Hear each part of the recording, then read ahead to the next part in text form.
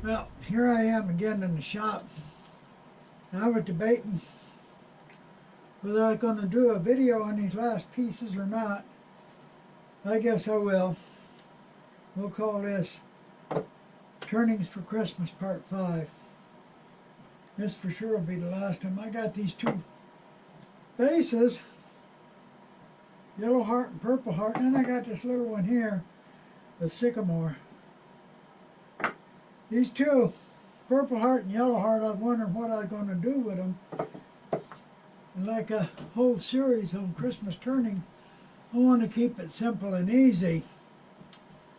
So what I think I'm going to do with these is just put one thin ring on it, make a shallow dish, real shallow with a flat edge around it, and then do some inlay on both of them. One purple heart, one yellow heart. And for the sycamore, I'm just going to make a little turning out of it. First thing I want to do is put a thin, dark ring on it. I got some dark material here. Looks like Macassar ebony, really thin. And I'm going to cut, after I turn this around of course, I'm going to cut 15 segments and glue them on like they were open segments, only I'll glue them on so they're tightly closed together.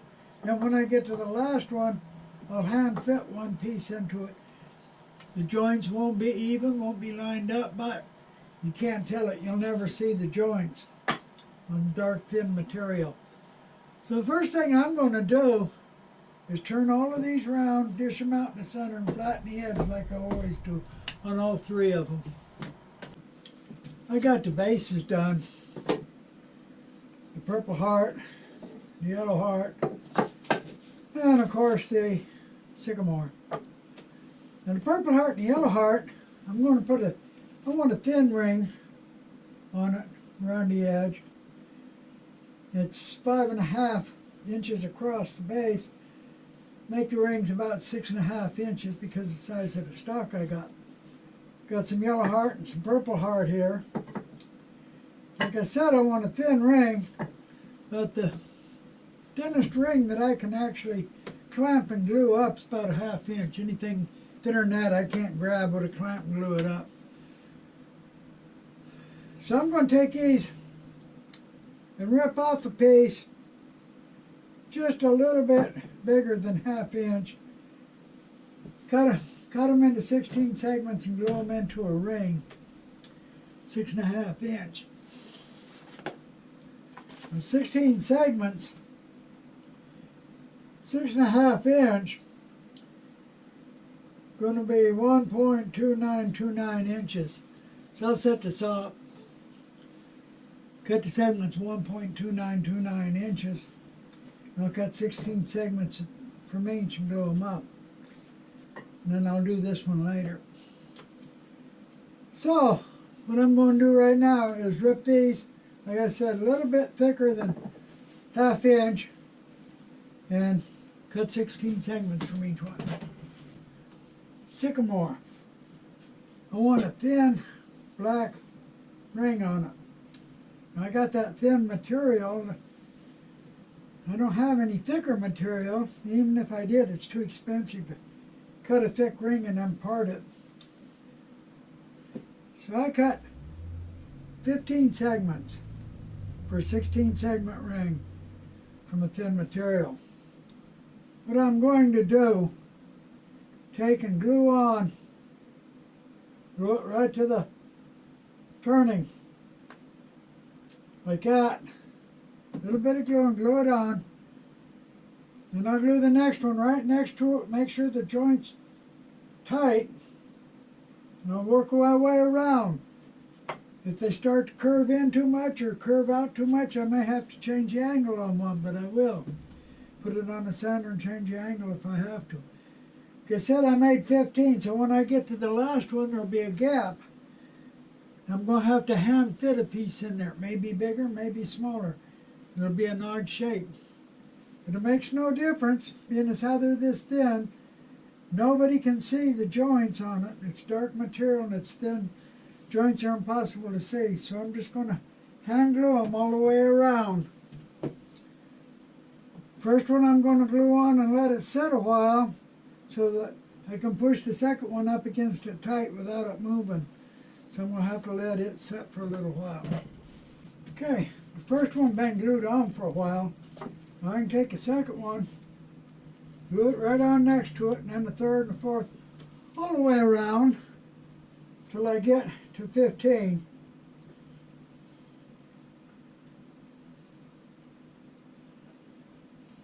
Just a little dab of glue.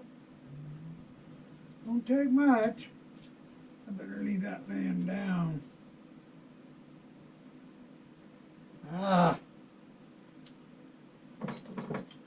Glue does get all over my finger.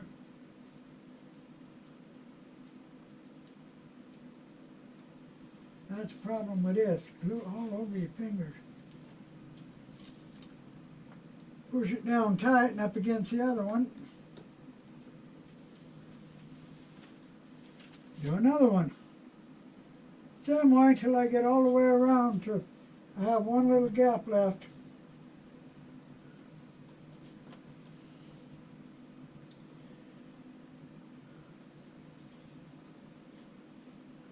I'm just going to keep gluing them on until I get them all on, all 15. Yeah. Looks like I might have to adjust the angle here shortly. You're starting to curve in too fast. That's okay, I will if I have to. Oops, I forgot to turn the music on. I better get it off.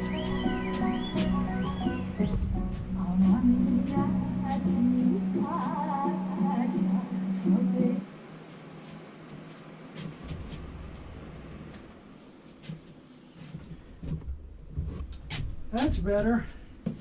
Pause the music. I got them all on except for the last one's going to be a big one. I'm going to have to do is hand fit it in.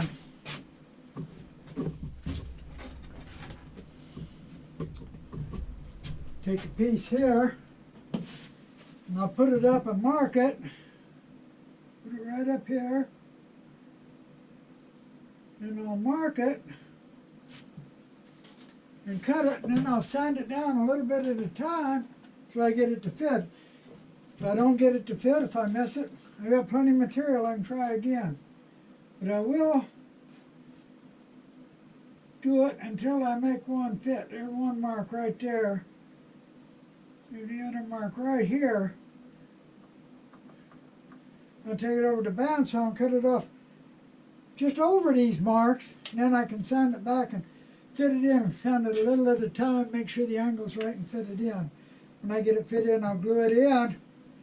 It'll close the ring, and I don't care where the joints are. Like I said, you can't see them when I'm done, so it'll work out good. It's an easy way to put on a thin ring, especially if it's expensive material and that's all you got, or if you just happen to have a little bit of that material. Of course, the best way is to cut a thick ring and then part it, but I did this basically just to show how I do it. So I'm going to take this to bandsaw, cut it, and then I'm going to take it over to sander and sand it up and fit it a little bit at a time. I cut it and sanded it a little bit at a time till I got it to fit where it fits right in. I'm going to go ahead and put glue on it and glue it down. After everything dries, then I'm going to sand it all flat. It's got to be sanded flat just like any other ring. But I'm going to glue that in and let it dry. Put it on a lathe and sand it flat. Then that ring will be good to go. Again, the best way to do it is to make a thick ring and part it.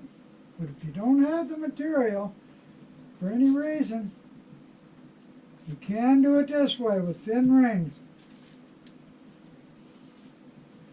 So there it is.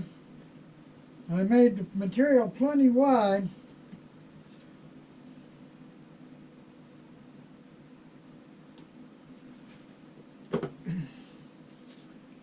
It ain't real smooth, but it covers. It goes out far enough and goes in far enough, so it will work. After I put the next ring on, and I'll turn it. There's plenty of meat here. So it'll be good. You'll never see the joints. Okay, I've got 2 rings made for these. I'm going to glue them on, one at a time, of course. I'm going to start with the yellow heart and put it in a cold jaws, put it on the live adapter to go in the tailstock. Mount the base on the chuck. Put glue on it, bring the tailstock up to the chuck, up to the base, and let them set for about 15 minutes. Simple as that. I'm going to go ahead and glue this one up. After it sits a while, then I'll glue on the purple heart, or I'll go ahead and turn this one and then glue on the purple heart. I don't know. Either way. But I'm going to glue up one. I got both of these turned, except for the bottom. The purple heart, yellow heart. I sanded them all the way down to 400. Then I wet them with a wet paper towel, let them dry. I sanded them starting with 400 all the way up, all the way through all the Scotch-Brite pads. Both of them, yellow heart and the purple heart. Now what I got to do is put some grooves in here for the inlay. Now the light colored wood, the yellow heart, I'm going to put the darker colors in. I think I'm going to put some blue in it, like this. And I'm going to put a little copper in it. Probably put a copper and a blue and a copper. I think that might work. Just dig 3 little trenches all the way around with a parting tool. Now this one here, the darker wood, I am going to put mother of pearl in it. I got mother of pearl here. I'm going to put mother of pearl in it. And I don't have any CA right now, so I'm going to have to use epoxy. Got to get my epoxy from the house and mix it up. Mix the material with the epoxy and then put it in here. There's a dark spot here in the wood, but I can put one of the grooves right through the middle of that and it'll be gone. So it'll be okay. Now after these dry, then I got to turn them down and sand them all the way out again, just like before. Then I'll be able to finish them, and then of course turn them over and finish the bottoms later. But first, dig some grooves in them. 3 grooves in this one, 1 groove in this one, a wider groove. I changed my mind about what I'm going to inlay in here. I was going to put mother of pearl, but I think I'm going to put some of this gold pearl essence powder in there. So I'm going to put some epoxy in the container here. I'm going to put some of this powder in, mix it up, and I'm going to dribble it around in this groove I cut in here. So first thing I'm going to do is put some epoxy in here and just mix it up, and then put some of that, and then we'll dribble it around. I've got equal parts of epoxy mixed up in here, pretty good. Now I'm going to take some of this powder and put it right in on the epoxy. Of course, I always guess how much to use. Well, it don't want to come out good at all. Let's see how that much is. Wow!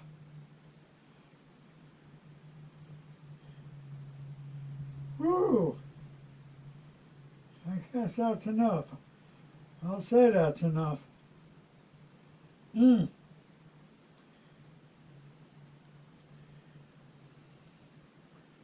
Sure looks like enough.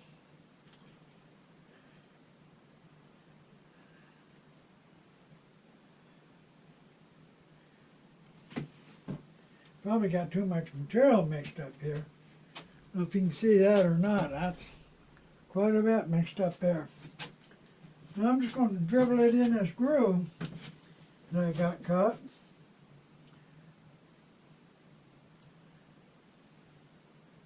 That's going to be tricky.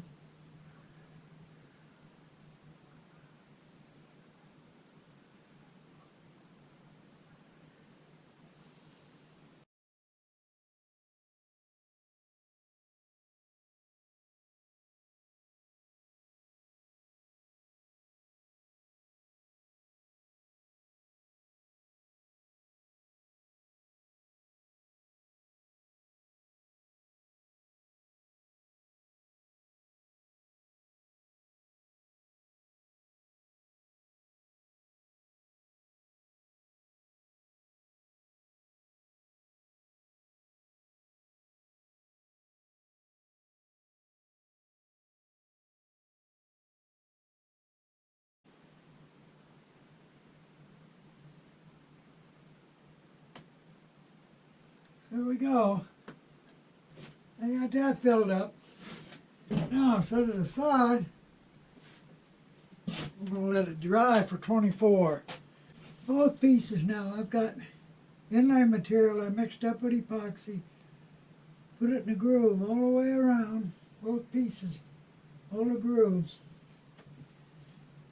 Now I'm going to have to wait 24 while the epoxy dries. This is not 5-minute epoxy, this is 15-minute epoxy, so it'll take a while for it to dry. Tomorrow I'll be able to turn it off real careful and sand it all the way again, just on this surface, just on the top surface here, after I turn it off. So, we just gotta wait now. It's cured out now.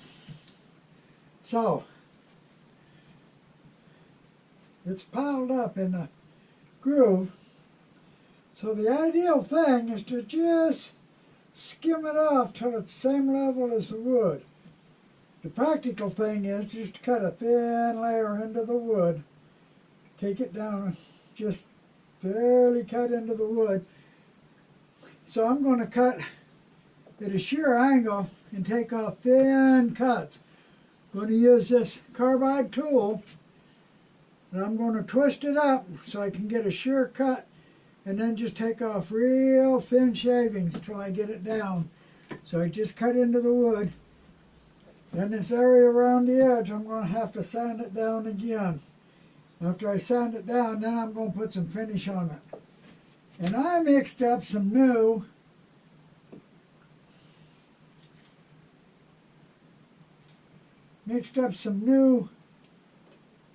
shine juice, whatever you want to call it, with real thin shellac. Actually some fresh shellac I got. This is the one with the boiled linseed oil in it, yeah. So I'm going to try using this on one. So first thing I'm going to do is mount this up, shear it, cut it, sand it all the way down again, all the way. And then we'll see about putting some of that shine juice on it and see what happens. So I'm going to go ahead and mount it up and cut it. Well, the inlays have been turned off. They've been turned and sanded, a little finish put on them. The inlays don't look good at all. Neither one of them. At least I don't think so. I'm going to quit doing inlays. I'm just not good at it. Other people do inlays and they look great. I do inlays and they look like crap. Well, whatever. I'm going to put taper on the edges. I'm going to put them in the coal jaws here. Regular coal jaws with tapered pins. I'm going to put a live adapter on it. Put it in the tailstock. I'm not either. I'm going to put a mount them coal jaws on the head of the lathe. I'm going to bring the tailstock up on them. Turn the bottoms. So I'm going to tape them, put them in a coal jar, bring the tailstock up and turn the bottoms on them. I'll be finished with these. And then I got to finish this one. At least I should. I don't know. So, I'm going to go ahead and turn the bottoms on them. I got the bottoms of these two turned and signed. Both of them. I still don't like them, but whatever, they're finished. Probably just give them away. Like I said, I don't like them. But they're easy to do, very easy. Inlays easy, nothing to them. All I got left now to do, make a couple of sycamore rings for this, and then make a dark ring to put on top. I'm going to bring it out some.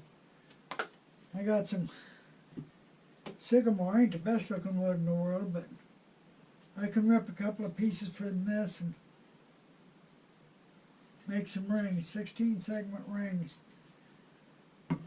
So yeah, I'm going to make the rings come out, then I'll make a dark ring for the top. So, it's the next thing to make the sycamore rings for that. This piece of sycamore that I got this dark ring on, about 3.5 inch. I'm going to make a 4.5 inch ring of sycamore and put it on here. And I got this piece of sycamore not really milled very good. Fact is, it's different thicknesses going up here. But I can make it work. I'll cut off about 1 inch, maybe a little bit more than 1 inch, rip it off. Cut 16 segments for a 4.5 inch ring. Then I'm going to have to flatten it. And it will need flattening because of the difference in thickness it is. But I'm going to go ahead and rip it and cut 16 segments for this. 4.5 inch.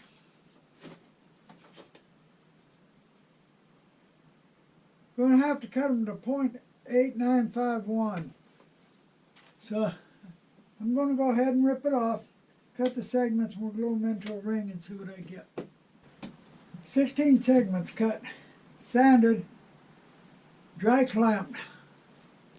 They're tight, no gaps anywhere. So I'm ready to glue them up. I use tight bound too on these. Glue them up. After I get them glued, then I'm going to have to flatten one side and glue them onto the turning. So I'm just going to go ahead and put glue on them and glue them up.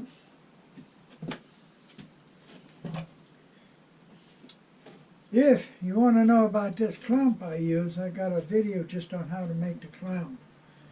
I also got a video on just how to make basic segmented ring, just in case you're interested. Okay, so let's glue it up. Well, I've got the base made and I've got dark ring glued on the base. I've got a sycamore ring glued up, 4.5 inch. Now I need a ring for the top. And I'm going to think I'm going to put Bacote on it simply because I can. I got this stick of Bacote here. It's about the right thickness. So I think I'll just make a ring of Bacote and put it on the top. Now the sycamore ring's 4.5 inch. It's drying right now.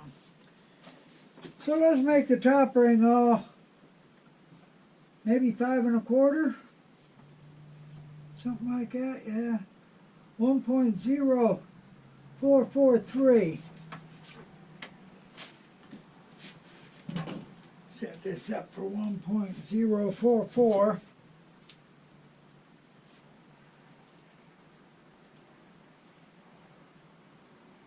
.044. 46. Oh, it's close enough. And I'll go ahead and cut 16 segments from this. Get them ready to glue up. By the time I get them ready to glue up, I can pull a clump off of that and use it. So, I'm going to go ahead and cut up some segments.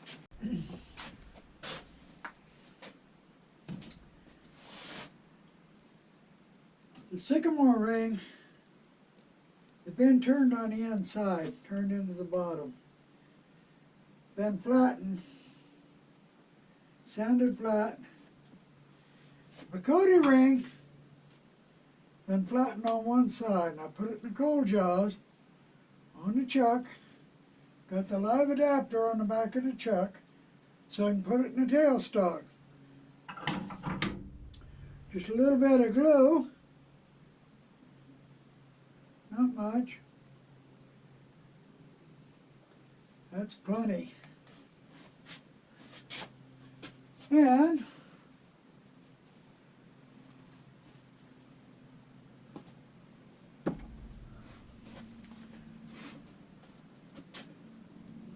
I'll glue it on. After 15 minutes, I'll be able to turn it. Finish turning the inside and then turn the outside. Ain't much really turning. Just a simple little turning. Line it up here. Get the joints on these pieces offset. Get the glue spread out pretty good. I don't see the glue. Here it is. So now, just tighten it down and let her set for 15. I'll be able to turn it. The coating ring's on. I'm going to finish turning the inside, turn the outside, sand it and finish it. Shouldn't take too long. I'm going to be using my favorite tool, the Olin tool. So I use this because it's cheap, because I don't need special equipment to sharpen it, because I just happen to like it. So, like I said, turn the inside, turn the outside, sand it, put a little shellac on it. That's it. Turn, sanded, little shellac put on it. I'm going to tape off the edge, put it in the coal jaws, finish turning the bottom, put a little shellac on it, sign it, and be done with it. I'm going to bring up the, put it in the coal jaws, I'm going to bring up the center on the tailstock, hold it. I'm just going to turn it down real good. First thing I got to do though is tape off the edge, protect it. Tape the edge off here.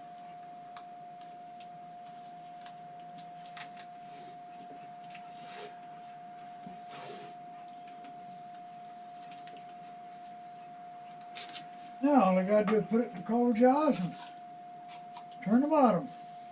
Be done with it. Put it in the coal jaws, turn the bottom, put a little finish on it, signed it, it's done. This of course is the easiest of all the turnings. The only thing special about it is this thin black ring. I put that in one piece at a time. Now of course the easy way to put in a thin ring is to make a thick ring and split it.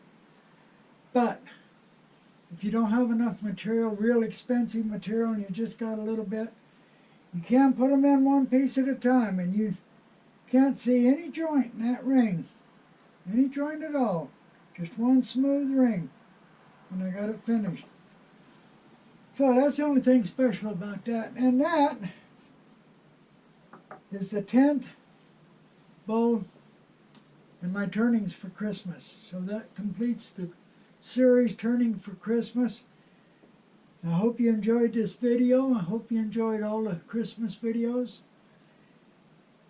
And I appreciate the people that watch, and I really appreciate those that subscribe. And come back and see my next video, although I don't know what I'm going to do next, but I'll think of something. So thank you.